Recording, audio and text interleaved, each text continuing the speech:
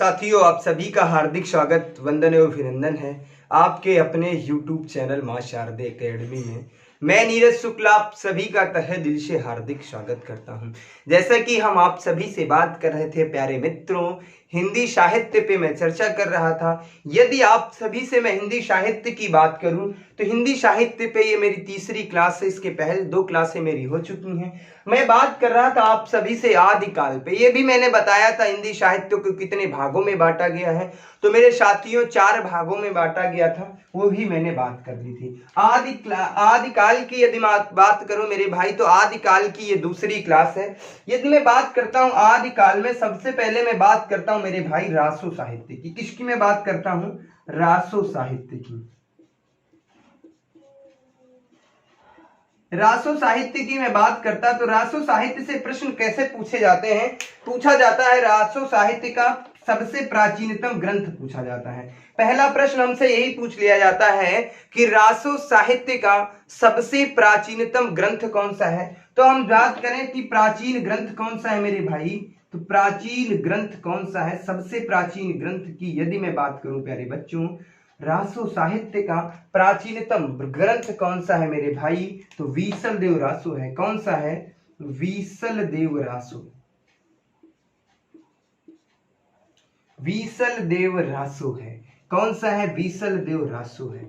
अच्छा, ये वीसल देव रासो कब लिखा गया था? यदि मैं बात करता हूं तो 1212 ईस्वी में ये प्रकाशित हुआ था। अच्छा, वीसल देव रासो ये किसकी रचना है या इसको किसने लिखा है मेरे भाई, ये प्रश्न पूछा जाता है। यदि मैं बात करूं प्यारे बच्चों वीसल देव रासो, यदि मैं बात करूं वीसल देव रासो के कवि कौन है, तो इसकी कवि है नरपति नाला। कौन है? नरपति नाला है। ठीक है, उम्मीद करता हूं इतनी कहानी समझ में आ गई होगी, कोई दिक्कत नहीं, किसी भी प्रकार की समस्या नहीं हो रही होगी मेरे भाई। और हिंदी साहित्य आप सभी के लिए रामबाण है मेरे भाई, इससे बाहर एक भी प्रश्न नहीं पूछा जाएगा, ये मेरा दावा है आप सभी से। पहला प्रश्न यहीं से पूछा जाता है मेरे भाई, रासो साहित्य का प्राचीनतम ग्रंथ कौन सा है, तो वीसल देव रासो है। यह रचना किसकी है, तो नरपति नाला जी की रचना है। और यहां से एक प्रश्न और पूछा जाता है, प्रश्न पूछा जाता है हिंदी साहित्य की। यदि मैं बात करूं हिंदी साहित्य का प्रथम महाकाव्य पूछा जाता है। प्रथम काव्य पूछ लिया जाता है, प्रथम काव्य पूछ लिया जाता है। यदि मैं बात करूं हिंदी साहित्य का प्रथम महाकाव्य कौन सा है मेरे भाई, महाकाव्य पूछा जाता है। ये प्रश्न पूछा गया है, हिंदी साहित्य का प्रथम महाकाव्य कौन सा है मेरे भाई, तो हिंदी साहित्य का प्रथम महाकाव्य पृथ्वीराज रासो है। कौन सा है मेरे भाई, तो पृथ्वीराज रासो है। कौन सा है? पृथ्वीराज रासो। कौन सा है? पृथ्वीराज रासो। अच्छा, ये जो पृथ्वीराज रासो है इसके रचनाकार कौन है या किसने लिखा है मेरे भाई, तो यदि मैं बात करूं पृथ्वीराज रासो को किसने लिखा है, तो पृथ्वीराज रासो की मैं बात करता हूं तो इसके रचनाकार कौन है मेरे भाई, तो चंद्रबरदाई की रचना है। किसकी है ये, तो चंद्रबरदाई की रचना है। किसकी रचना है? चंद्रबरदाई की रचना है। किसकी है? चंद्रबरदाई की। चंद्रबरदाई ने इसे लिखा है। यदि मैं बात करता हूं पृथ्वीराज रासो, इसमें बात करता हूं तो 68 प्रकार के छंदों का वर्णन है इसमें। यदि मैं बात करता हूं तो 68 प्रकार के, कितने? 68 प्रकार के छंदों का वर्णन है।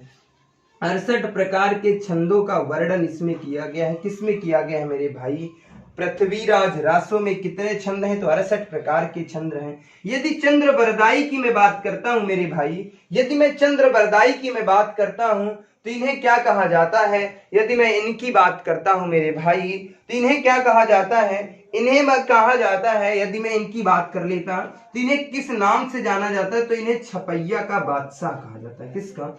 छपैया का बादशाह कहा जाता है। किसे कहा जाता है? ये प्रश्न टीजीटी में पूछा गया था मेरे भाई, छपैया का बादशाह किसे कहा जाता है मेरे भाई, तो छपैया का बादशाह जो है किसे कहा जाता है, चंद्रबरदाई को कहा जाता है। चंद्रबरदाई की रचना कौन सी है, तो पृथ्वीराज रासो है। कौन सी है मेरे भाई, पृथ्वीराज रासो है। अब मैं बात कर लेता, ये पृथ्वीराज रासो जो है ये क्या है, ये महाकाव्य है। किसका है, चंद्रबरदाई का। ठीक है, ये कैसा महाकाव्य है, यदि मैं इसकी बात कर लेता, इसे थोड़ा सा ऊपर लिखूंगा क्योंकि यहाँ बहुत चीजें मुझे बतानी है जिसके बारे में, क्योंकि यहाँ से बहुत ज्यादा प्रश्न पूछे जा रहे हैं मेरे भाई। तो मैं यहाँ से मैं बात कर लेता हूँ, इसे थोड़ा सा रफ करता हूँ मेरे भाई। यहाँ पर मैं वो बात बताने का प्रयास करूंगा। सबसे पहले मैं बात कर लेता हूँ, इसको फिर से लिख लेता हूँ, पृथ्वीराज रासो को। पृथ्वीराज रासो की मैं बात करता हूँ। ठीक है, इसके रचनाकार की मैं बात कर लेता तो कौन थे, चंद्रबरदाई थे। कौन थे, चंद्रबरदाई थे। कौन थे मेरे भाई, चंद्रबरदाई थे। यदि मैं बात करता हूं चंद्रबरदाई को क्या कहा जाता है, तो चंद्रबरदाई को क्या कहा जाता है, छपैया का बादशाह कहा जाता है। क्या कहा जाता है, तो इन्हें छपैया का बादशाह, छपैया का बादशाह कहा जाता है। क्या कहा जाता है, बादशाह कहा जाता है मेरे भाई। और मैं बात करता, यदि पृथ्वीराज रासो में कितने प्रकार के छंद का वर्णन किया गया है, तो 68 प्रकार के छंदों का वर्णन किया गया है। कितने, 68 प्रकार के छंद का वर्णन है। 68 प्रकार के छंदों का वर्णन किसमें है मेरे भाई, तो पृथ्वीराज रासो में है। और मैं बात करता मेरे भाई, तो ये जो कैसा छंद, यदि मैं इसकी पृथ्वीराज रासो की मैं बात कर लेता, ये कैसा महाकाव्य है, तो ये अधूरा महाकाव्य है। कैसा महाकाव्य है, अधूरा महाकाव्य है। कैसा है, अधूरा महाकाव्य है। अच्छा, जब ये अधूरा महाकाव्य है, इसका मतलब है इसको पूर्ण भी किसी ने किया होगा। हाँ जी, इसको किसी ने पूर्ण भी किया होगा। यदि मैं बात करता इस महाकाव्य को पूर्ण किसने किया, पूर्ण किसने किया, तो चंद्रबरदाई के पुत्र। यदि मैं बात करता इसे पूर्ण किसने किया, तो चंद्रबरदाई के पुत्र, चंद्रबरदाई के पुत्र, चंद्रबरदाई के पुत्र कल्हड़ ने इसे पूर्ण किया था। किसने, कल्हड़ ने पूर्ण किया था। किसने किया था, कल्हड़ ने पूर्ण किया था। उम्मीद करता हूं इतनी चीजें समझ में आ गई होंगी, कोई दिक्कत नहीं हो रही होगी, किसी भी प्रकार की कोई समस्या नहीं हो रही होगी। मैं बात करता पृथ्वीराज रासो, ये क्या है, तो हिंदी साहित्य का महाकाव्य है। इसे कहा क्या जाता है, ये भी लिख देता हूं मैं, हिंदी साहित्य का महाकाव्य। हिंदी साहित्य का महाकाव्य है।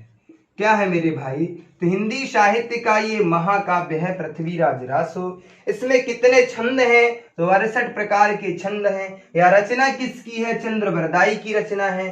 चंद्रबरदाई की मैं बात करता तो इन्हें क्या कहा जाता था, छपैया का बादशाह कहा जाता था। यदि मैं बात करूं पृथ्वीराज रासो की, तो ये कैसा महाकाव्य है, तो अधूरा महाकाव्य है। अच्छा, इसे पूर्ण किसने किया था, तो चंद्रबरदाई के पुत्र ने किया था। चंद्रबरदाई के पुत्र कल्हड़ ने किया था। किसने किया था, तो चंद्रबरदाई के पुत्र कल्हड़ ने किया था मेरे भाई। अच्छा, मैं बात करता छपैया की, यदि मैं बात कर रहा था, तो छपैया की जब मैं बात कर लेता, इसमें से क्या चीजें निकल के आ रही, तो इसमें कितने पद होते हैं, तो 6 चरण होते हैं। ये भैया सबको पता है। छपैया की मैं बात करता तो इसमें कितने चरण होते हैं, 6 चरण होते हैं। कितने चरण होते हैं, 6 चरण होते हैं। अच्छा, जो 6 चरण होते हैं किस किस के होते हैं मेरे भाई, यदि मैं इसकी मैं बात करता तो 4 चरण रोला के होते हैं और 2 चरण किसके होते हैं, 2 उल्लाला के होते हैं। उल्लाला के चरण होते हैं मेरे भाई, उलाला के चरण होते हैं, उलाला के ही चरण होते हैं। उम्मीद करता हूं ये चीजें समझ में आ रही होंगी मेरे भाई, उम्मीद करता हूं ये सारी चीजें समझ में आ रही होंगी। यहां से एक भी प्रश्न बाहर नहीं जाएगा मेरे भाई। इससे ज्यादा जो आपका महाकाव्य है, इससे ज्यादा भैया आज तक कोई प्रश्न नहीं पूछा गया है यहां से। और उसके बाद मैं आगे बात करता मेरे भाई, उम्मीद करता हूं ये कहानी भी समझ में आ गई होगी, कोई दिक्कत नहीं हो रही होगी आपको, किसी भी प्रकार की कोई समस्या नहीं हो रही होगी। यदि एक प्रश्न की मैं बात कर लेता, कोई प्रकार की समस्या नहीं आ रही होगी। अब मैं बात करता आगे, मैं आप सभी से बात करता हूं जगनिक की मैं बात करता। जगनिक किसकी रचना है, यदि मैं बात करता मेरे भाई, जगनिक किसकी रचना है, ये प्रश्न पूछा गया है टीजीटी पीजीटी में, तो ये रचना किसकी है मेरे भाई, तो जगनिक जो रचना है ये किसकी है, परमाल रासो की रचना है। किसकी है, परमाल रासो की रचना है। किसकी है मेरे भाई, परमाल रासो की रचना है मेरे भाई। और मैं बात करता ये कब प्रकाशित हुई थी मेरे बच्चों? यदि मैं इसकी बात करता तो ये 1230 ईस्वी में प्रकाशित हुई थी। कब प्रकाशित हुई थी? 1230 ईस्वी में प्रकाशित हुई थी। यहां से एक और प्रश्न पूछा जाता है मेरे भाई, इसमें किस रस की प्रधानता है? तो इसमें वीर रस की प्रधानता है। किस रस की प्रधानता है? वीर रस की प्रधानता है। वीर रस की प्रधानता है मेरे भाई। उम्मीद करता हूं ये कहानी समझ में आ रही होगी, कोई दिक्कत नहीं, किसी भी प्रकार की कोई समस्या नहीं। तो आगे मैं बात करता हूं आप सभी से, और भी प्रश्न जो बन रहे हैं। आज ये हिंदी साहित्य जो मैं बात कर रहा था आदिकाल आज कंप्लीट हो जाएगा। इसके बाद मैं बात करूंगा भक्ति काल की। उम्मीद करता हूं ये कहानी समझ में आ रही होगी, कोई दिक्कत नहीं हो रही होगी, आप सभी को किसी भी प्रकार की कोई समस्या नहीं हो रही होगी मेरे भाई। तो अब मैं आगे बात करता हूं आप सभी से, और भी हमसे क्या पूछे जाते हैं प्रश्न। यदि मैं बात करूं, एक प्रश्न और पूछा जाता है। एक प्रश्न ये पूछा जाता है मेरे भाई, ब्रज भाषा के प्रथम कवि किसे कहा जाता है? ये प्रश्न पूछा गया है। ब्रज भाषा के प्रथम कवि किसे कहा जाता है? प्रथम कवि कौन है मेरे भाई? यदि मैं बात करता ब्रज भाषा के प्रथम कवि कौन है मेरे लाल, मेरे साथियों, तो ब्रज भाषा के प्रथम कवि कौन है? तो मैं बात करता शांग। यदि मैं बात करता इनकी, तो ये क्या थे मेरे भाई? यदि मैं बात करता शांगधर थे। ठीक है, अब मैं इनकी बात कर लेता मेरे भाई। इनकी मैं बात करते शांगधर की, तो इनकी रचना कौन सी है? इनसे एक प्रश्न पूछा जाता है, इनकी रचना के बारे में पूछा जाता है। इनकी रचना मेरे भाई कौन है? तो इनकी रचना एक है हम्मीर रासो। कौन सी है? हम्मीर रासो। कौन सी रचना है? तो हम्मीर रासो है। ये किस भाषा में लिखी गई है? यदि मैं बात कर लेता मेरे भाई, या किस भाषा में लिखी गई, तो अपभ्रंश भाषा में लिखी गई। किस भाषा में? तो अपभ्रंश भाषा में लिखी गई है। किस भाषा में लिखी गई मेरे बच्चों? तो अपभ्रंश भाषा में लिखी गई है। और इसकी भाषा क्या है? अपभ्रंश भाषा के अलावा मैं बात करता, अपभ्रंश भाषा के अलावा इसकी भाषा कौन सी है? तो ब्रज भाषा भी है। कौन सी है? ब्रज भाषा भी है। ब्रज भाषा भी है। प्यारे बच्चों, यदि मैं बात करता ब्रज भाषा के प्रथम कवि कौन है, तो शांगधर हैं। इनकी रचना क्या है? हम्मीर रासो है। ये किस भाषा में लिखी गई है? तो अपभ्रंश भाषा में लिखी गई है और ब्रज भाषा में, यानी कि दो भाषाओं में लिखी गई है। और मैं बात करता मेरे भाई, और यदि मैं बात करता, एक प्रश्न आपसे छूट गया था, एक बात हम आपको बताना भूल गए थे मेरे भाई। यदि मैं आप सभी से प्यारे बच्चों बात करता हूं, यदि मैं आप सभी से बात करता मेरे भाई, हजारी प्रसाद द्विवेदी ने प्रथम कवि किसे माना है?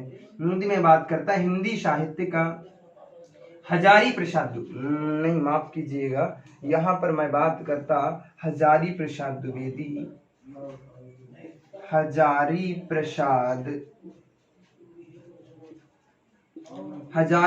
द्विवेदी ने हिंदी साहित्य का प्रथम कवि किसे माना है? हिंदी साहित्य का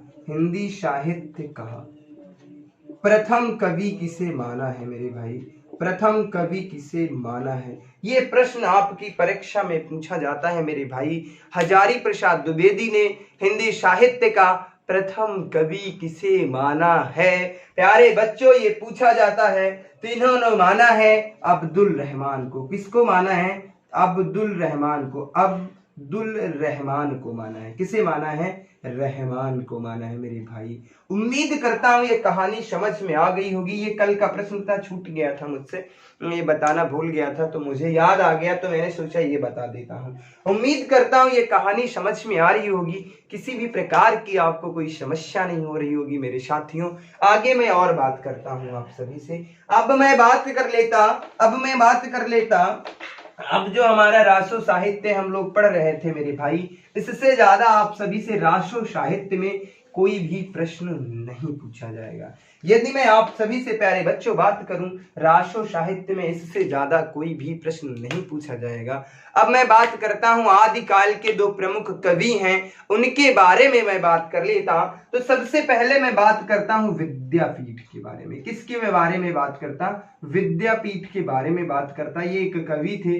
ये किस काल के कवि थे? पहला विद्यापति इनका नाम था। क्या था? विद्यापति नाम था। माफ कीजिएगा, यहाँ पे विद्यापति इनका नाम था। क्या था? विद्यापति। विद्यापीठ जो है वो भक्ति काल के कवि हैं, उनके बारे में भी मैं बात करूंगा। यदि मैं बात करता हूं विद्यापति, यदि ये जो विद्यापति थे इनका एक बचपन का नाम और था। यदि मैं इनके बात करता, यदि इनका दूसरा नाम क्या था, यदि इनका दूसरा नाम क्या था, इनका दूसरा नाम था मैथिली कोकिल। मैथिली कोकिल इनका जो था, मैथिली कोकिल इनका नाम था मेरे भाई। किसका? विद्यापति का जो दूसरा नाम था क्या था? मैथिली कोकिल। ये जो था मेरे भाई, ये इनका पूर्व नाम था। क्या था? पूर्व नाम था, ठीक है, या उपनाम भी कह सकते हैं। अब मैं बात करता हूं इनके जन्म की, मैं बात कर लेता। इनका जन्म कहाँ हुआ था मेरे भाई? इनका जन्म कहाँ हुआ था मेरे भाई? तो इनका जन्म दरभंगा शहर में हुआ था। कहाँ हुआ था? दरभंगा। और ये दरभंगा पड़ता कहाँ मेरे भाई है? तो दरभंगा जो है बिहार क्षेत्र में पड़ता है। कहाँ पड़ता है? बिहार में पड़ता है मेरे भाई।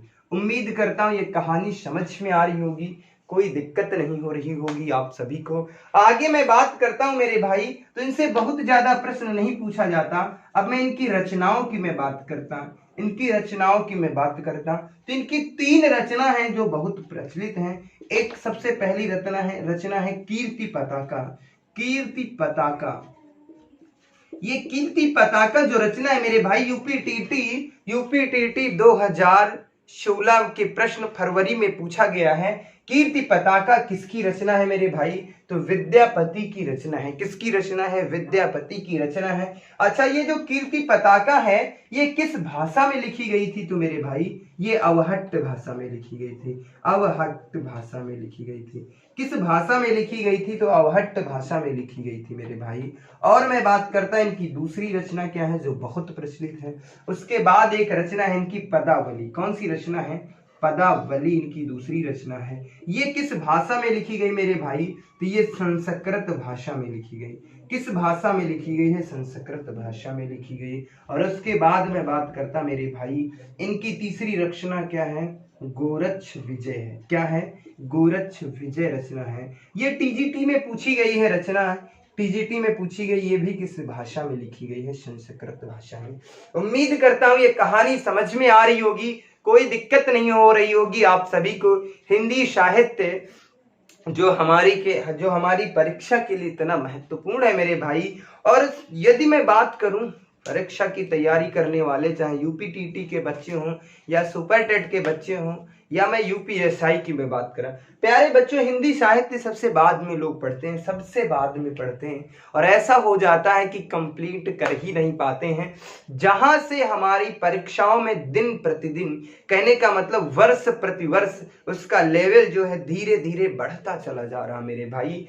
तो चाहे जैसा प्रश्न पूछे हम सभी से, हमारे विद्यार्थियों से, हमारे साथियों से, किसी भी प्रकार का प्रश्न पूछ ले मेरा भाई, उन सब का आंसर आपके पास होगा। इसे पढ़ना पड़ेगा मेरे भाई, इसे रटना पड़ेगा, इसमें कोई ट्रिक नहीं चलती, जैसे मैं मैथ में बता देता हूं मेरे भाई। उम्मीद करता हूं ये कहानी समझ में आ रही होगी। अब मैं बात करता हूं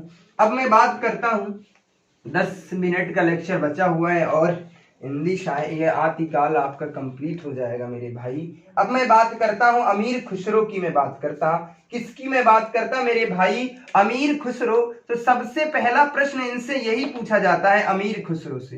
किसकी मैं बात कर रहा हूं मेरे भाई? तो अमीर खुसरो की मैं बात कर रहा हूं आप सभी से। अमीर खुसरो की जब मैं बात करता हूं तो सबसे पहले यही पूछा जाता है ये किस काल के कवि हैं मेरे भाई? तो अमीर खुसरो ये किस काल के कवि हैं? तो ये आदिकाल के कवि हैं। किस काल के कवि हैं? आदिकाल के कवि हैं। आदिकाल के कवि हैं मेरे भाई, आदिकाल के कवि हैं। प्रश्न ये पहला पूछा जाता है अमीर खुसरो से। और मैं बात करता ये दिन के बचपन का नाम क्या था मेरे भाई? अमीर खुसरो के बचपन का नाम क्या था? इनके बचपन का नाम क्या था मेरे भाई? तो इनके बचपन का नाम कहीं कहीं इब्राहिम लिखा है। क्या लिखा है? इब्राहिम लिखा है। और मैं बात करता कहीं कहीं पर इनका नाम जो है इब्राहिम भी देखने को मिलता है। क्या मिलता है? इब्राहिम भी देखने को मिलता है मेरे भाई। ये आपकी परीक्षा के लिए इतने महत्वपूर्ण है मेरे भाई, यहां से कम 3 से 4 बार इनसे प्रश्न बना है। आपके यूपीटीटी के एग्जाम की मैं बात करता हूं मेरे भाई, तो सबसे पहले मैंने बात करी ये आदिकाल के कवि थे, इनके बचपन का नाम क्या था, तो इब्राहिम या इब्राहिम भी कहा जाता है। अच्छा, और मैं बात करता हूं ये किसके शिष्य थे मेरे भाई, तो ये निजामुद्दीन के शिष्य थे। ये शिष्य किसके थे मेरे भाई, इनके ये शिष्य किसके थे, तो ये शिष्य थे निजामुद्दीन के। क्या, निजामुद्दीन के शिष्य थे। किसके शिष्य थे मेरे प्यारे बच्चों, ये निजामुद्दीन के शिष्य थे। और मैं बात करता प्यारे बच्चों इनके बारे में, तो इन्हें क्या कहा जाता था मेरे भाई, इन्हें तूती ए हिंद के नाम से भी जाना जाता था। यदि मैं बात करूं किसे, अमीर खुसरो को तूती ए हिंद यानी कि तूती ए हिंद के नाम से भी जाना जाता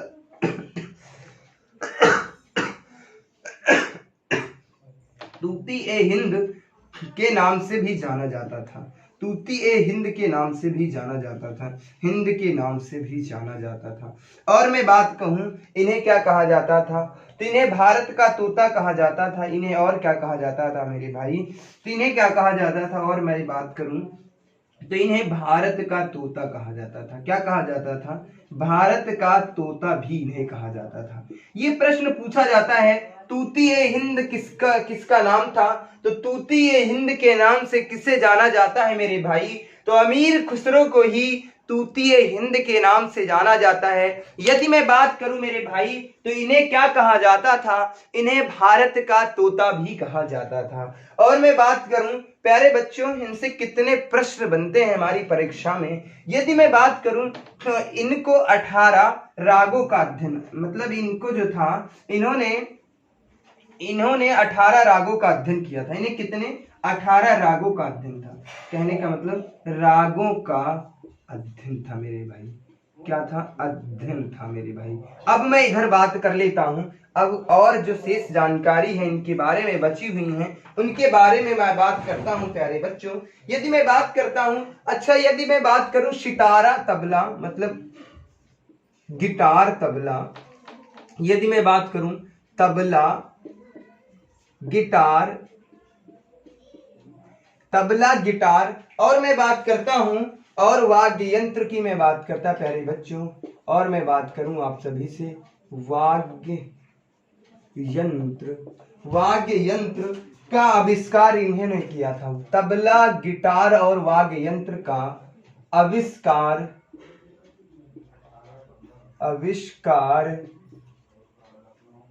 इन्होंने ही किया है। किसने किया है, इन्होंने ही किया है मेरे भाई।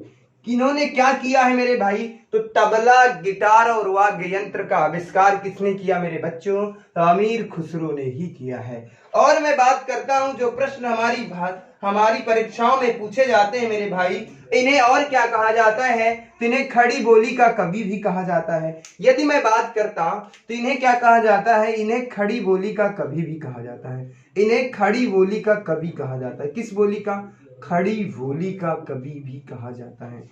खड़ी बोली का कवि भी कहा जाता है। किसे खड़ी बोली का कवि कहा जाता है मेरे भाई, तो अमीर खुसरो को कहा जाता है। और मैं बात करता हूं मेरे भाई खड़ी बोली का कवि कहा जाता है, वो भी खड़ी बोली के कौन से ये कवि थे, तो खड़ी बोली के प्रथम कवि थे। किस स्थान पे इनका नाम था, तो यदि आप सभी से प्रश्न पूछे प्यारे बच्चों खड़ी बोली का प्रथम कवि किसे कहा जाता है मेरे भाई, तो खड़ी बोली का प्रथम कवि अमीर खुसरो को कहा जाता है। और मैं बात करता हूं इन्होंने कितनी भाषाओं का प्रयोग किया था प्यारे बच्चों, यदि मैं बात करूं इन्होंने कौन कौन सी भाषा का प्रयोग किया था, तो जब भैया पहली भाषा तो इनकी खड़ी बोली ही होगी, क्योंकि ये खड़ी बोली के प्रथम कवि थे, तो पहली भाषा इनकी हो जाती है खड़ी बोली। क्या हो जाती है, खड़ी बोली हो जाती है। और दूसरी भाषा की मैं बात करूं प्यारे बच्चों, पहली भाषा है खड़ी बोली, और दूसरी भाषा की मैं बात करूं तो इन्होंने संस्कृत भाषा का भी प्रयोग किया है। और उसके बाद मैं बात करता प्यारे बच्चों तो इन्होंने फारसी भाषा का भी प्रयोग किया है। किस भाषा का प्रयोग किया मेरे बच्चों, तो फारसी भाषा का प्रयोग किया है मेरे भाई, मेरे लाल, मेरे साथियों, ये सारी चीजें समझ में आ रही होंगी। और यदि मैं बात करता इनसे एक प्रश्न और पूछा जाता है मेरे भाई, इनसे एक प्रश्न और पूछा जाता है, यदि मैं बात करूं कव्वाली और तराना, यदि मैं बात करी कव्वाली और तराना, तराना। कव्वाली और तराना, कव्वाली और तराना की मैं बात करता प्यारे बच्चों, इन्हीं की देन है। कव्वाली और तराना जो है इन्हीं की देन है। भारत की मैं बात करता, इन्हीं की देन है मेरे भाई। किसकी देन है? ये प्रश्न पूछा जाता है। भारत में कव्वाली और तराना कौन लेकर के आया था मेरे भाई? तो अमीर खुसरो लेकर के आए थे। अभी मैंने इनकी रचनाओं के बारे में बात नहीं किया है क्योंकि इतने ज्यादा प्रश्न इनसे बन जाते हैं मेरे भाई। आज के बाद एक भी प्रश्न, आज के बाद अमीर खुसरो से एक भी प्रश्न आपकी परीक्षा से बाहर नहीं जाएगा, ये मेरा दावा है मेरे भाई। अब सबसे पहले जितना मैंने पढ़ा है वो रिवीजन कर लेता हूं। सबसे पहले मैं बात करता हूं ये किस काल के कवि थे, पहला प्रश्न बनता है। तो ये आदि काल के कवि थे। इनके बचपन का क्या नाम था? इब्राहिम था या इब्राहिम के नाम से भी जाना जाता था। ये किसके शिष्य थे? या निजामुद्दीन के शिष्य थे। ये हमारी बात कर ली ने गुरु, इनके गुरु का क्या नाम था? ये भी प्रश्न पूछा जाता है। इनके गुरु का क्या नाम था? तो निजामुद्दीन नाम था। यदि मैं बात करूं इन्हें किस नाम से और किस नाम से जाना जाता था, तो तुम्हें भैया तूतीए हिंद के नाम से भी जाना जाता था। प्रश्न पूछा जाता है प्यारे बच्चों, तूतीए हिंद के नाम से किसे जाना जाता है मेरे बच्चों? तो तूतीए हिंद के नाम से किसे जाना जाता है? तो प्यारे बच्चों अमीर खुसरो को जाना जाता है। अच्छा, भारत का तोता किसे कहा जाता है मेरे भाई? तो भारत का तोता अमीर खुसरो को ही कहा जाता है। अच्छा, मैं बात करूं प्यारे बच्चों, इन्हें कितने रागों का अध्ययन किया था? इन्होंने कितने रागों का अध्ययन किया था? तो इन्होंने 18 रागों का अध्ययन किया था। कितने रागों का अध्ययन किया था प्यारे बच्चों? तो इन्होंने 18 रागों का अध्ययन किया था। अच्छा, मैं बात करता हूं तबला, गिटार और वाद्य यंत्र की, या यंत्र के आविष्कारक किन्हें कहा जाता है मेरे भाई? कभी भी पूछा जाए तबला, गिटार और वाद्य यंत्र के आविष्कारक कौन थे मेरे भाई? तो कौन थे? अमीर खुसरो जी थे। और मैं बात करता हूं इन्हें क्या कहा जाता है प्यारे बच्चों? तो इन्हें खड़ी बोली का प्रथम कवि कहा जाता है। खड़ी बोली का प्रथम कवि कहा जाता है। बहुत प्रश्न पूछा जाता है प्यारे बच्चों कि खड़ी बोली का प्रथम कवि किसे कहा जाता है मेरे भाई? तो खड़ी बोली का प्रथम कवि अमीर खुसरो को कहा जाता है। यदि मैं इनके भाषा की बात करूं, इन्होंने कितनी भाषाओं का प्रयोग किया था? तो सबसे पहले खड़ी बोली की भाषा का प्रयोग किया था, और संस्कृत भाषा का प्रयोग किया था, और फारसी भाषा को प्रयोग किया था। इसके अलावा एक प्रश्न इनसे और पूछा जाता है मेरे भाई, कव्वाली और तराना किसकी देन है? तो कव्वाली और तराना भारत में किसकी देन है मेरे भाई? तो इन्हीं की देन है। यानी किसकी देन है? अमीर खुसरो की देन है। उम्मीद करता हूं ये सारी कहानी समझ में आ रही होगी, कोई दिक्कत नहीं हो रही होगी प्यारे बच्चों, किसी भी प्रकार की कोई समस्या नहीं हो रही होगी। अब मैं बात कर लेता हूं, अब मैं बात करता हूं इनकी रचनाओं के बारे में, जो हमारी परीक्षा की दृष्टि से बहुत ही महत्वपूर्ण है मेरे भाई। इनकी रचनाओं के बारे में मैं बात कर लेता। अब मैं बात करता हूं अमीर खुसरो की रचनाओं के बारे में। रचना की मैं बात करता प्यारे बच्चों, तो इनकी रचनाएं कौन कौन सी हैं उनके बारे में बात कर लेता हूं। तो सबसे पहले इनकी रचना जो है मेरे भाई, एक रचना है, यदि मैं बात करता प्यारे बच्चों, इनकी रचना है जो नजराज, एक रचना है। कौन सी है? नजराज। कौन सी रचना है मेरे बच्चों? नजराज है। नजराज ए हिंद, पूरा नाम इसका है नजराज ए हिंद। किसकी रचना है? पहला प्रश्न पूछा जाता है मेरे भाई, नजराज ए हिंद किसकी रचना है? तो अमीर खुसरो की रचना है। और मैं बात करता तो हालात, यदि मैं बात करता इनकी दूसरी रचना क्या है? हालात ए कन्हैया। हालात ए कन्हैया। यदि मैं बात करूं प्यारे बच्चों, हालात ए कन्हैया गजल किसकी रचना है? हालात ए कन्हैया गजल बहुत ज्यादा पूछी जाती है मेरे भाई। तो ये रचना किसकी है मेरे बच्चों? तो ये रचना अमीर खुसरो की है। किसकी है? अमीर खुसरो की। और मैं बात करता हूं मेरे भाई, एक इनकी रचना है, कौन सी है? मुकरिया।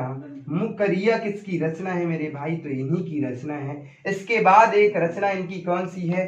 पहेली दो बूझने। ये इनकी एक रचना है, पहेली। पहेली दो सूखने, पहेली दो बूझने, पहेली दो बूझने किसकी रचना है मेरे भाई? तो पहेली दो बूझने अमीर खुसरो की रचना है। एक रचना इनकी और मेरे भाई है। वो रचना कौन सी है मेरे बच्चों, जो परीक्षा की दृष्टि से बहुत ही महत्वपूर्ण है? उस रचना का क्या नाम है? उस रचना का नाम क्या है मेरे बच्चों? नजराज हिंद, हालात कन्हैया गजल, मुकरिया, पहेली दो बूझनी। हाँ, एक रचना इनकी और है। एक रचना है खारिज। क्या है मेरे भाई?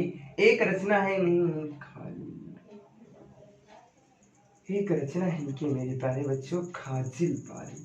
क्या है? खाजिल, हाँ, खाजिल बारी की रचना थी।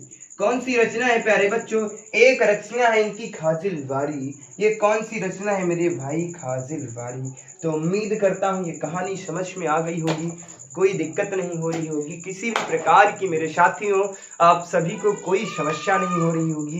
ये हिंदी साहित्य की मेरी तीसरी क्लास थी मेरे भाई। तो यदि मैं बात करूं आदि साहित्य पे, ये अंतिम प्रहार था। आदि साहित्य आपका कंप्लीट हो जाता है। कल मैं आपको मिलूंगा एक नई शक्ति, एक नई ऊर्जा के साथ और एक नए टॉपिक के साथ। कल मैं आप सभी से चर्चा करूंगा प्यारे बच्चों, भक्ति काल पे बात करूंगा। किस काल पे मैं बात करूंगा? भक्ति काल पे बात करूंगा। यदि आप सभी को इस वीडियो से कुछ सीखने को मिले, कुछ अच्छा लगे, तो मेरे भाई से लाइक करना, शेयर करना। अभी तक जिन बच्चों ने हमारा चैनल नहीं सब्सक्राइब किया है, तो उन सबसे निवेदन है कि वो सब हमारे चैनल को सब्सक्राइब करें और इसे अधिक से अधिक बच्चों तक पहुंचाएं जिन्हें गणित में समस्या होती है, हिंदी में समस्या होती है मेरे भाई। तो आज की कहानी यहीं तक। मिलते हैं आपको अगली क्लास में एक नई शक्ति, एक नई ऊर्जा के साथ। तब तक के लिए बाय बाय, धन्यवाद। आप सब हंसते रहिए, मुस्कुराते रहिए, खेलते रहिए। जय हिंद मेरे साथियों।